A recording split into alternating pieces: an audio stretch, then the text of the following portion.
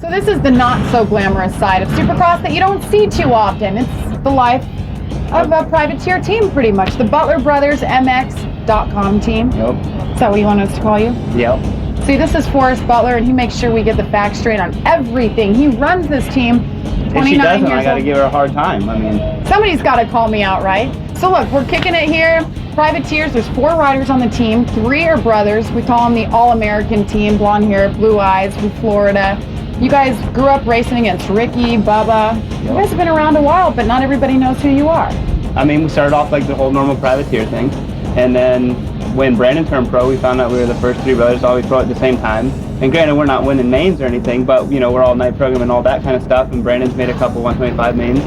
And we slowly started turning into a team. And now our goals kind of changed now. We're turning into a satellite team. We actually just purchased a full 18-wheeler that'll come in halfway through the outdoor season, and then we'll be in that next year during Supercross. And then we also added the 4th rider, which was Doug DeHaan this year.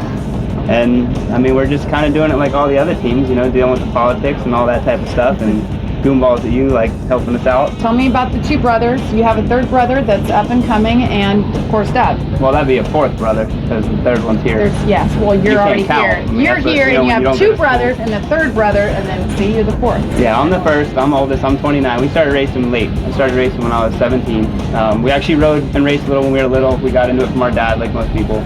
And then our dad faded out of it, so we faded out. We did football, baseball, BMX, just all that type of stuff. And then doesn't work too well. At 17, we started riding again, and it just kind of took over. And then we all started riding. But what's interesting about this team is not only do they race and go to every single race, whether it's Supercross or the Outdoor Nationals, but they all have something else going on, whether it's school or work.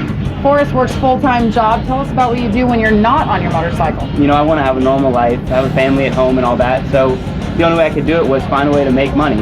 I mean, good money. And then I started getting into the team stuff with the sponsors. So that's kind of how we all built into it. But yeah, it's tough because we live in Miami, which is the worst place you can be to ride. We don't have a practice track or anything like that. So I work a full-time job at home as an insurance agent, and then try and train on top of that, then run the team, and then race.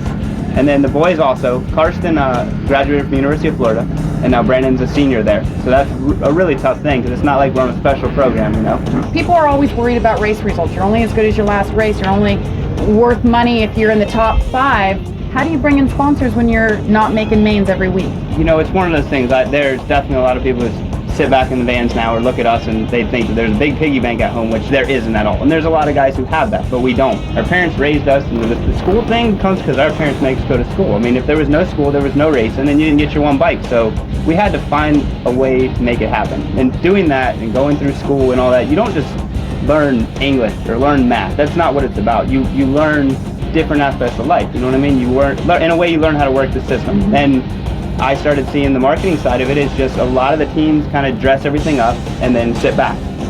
Say our race results are going to speak for themselves, but only one guy wins usually. We do a ton of media coverage, and that's what it is. You make your connections and you work for your sponsors. You know, when you're in the pits, it's a show. When you're on the track, it's race time.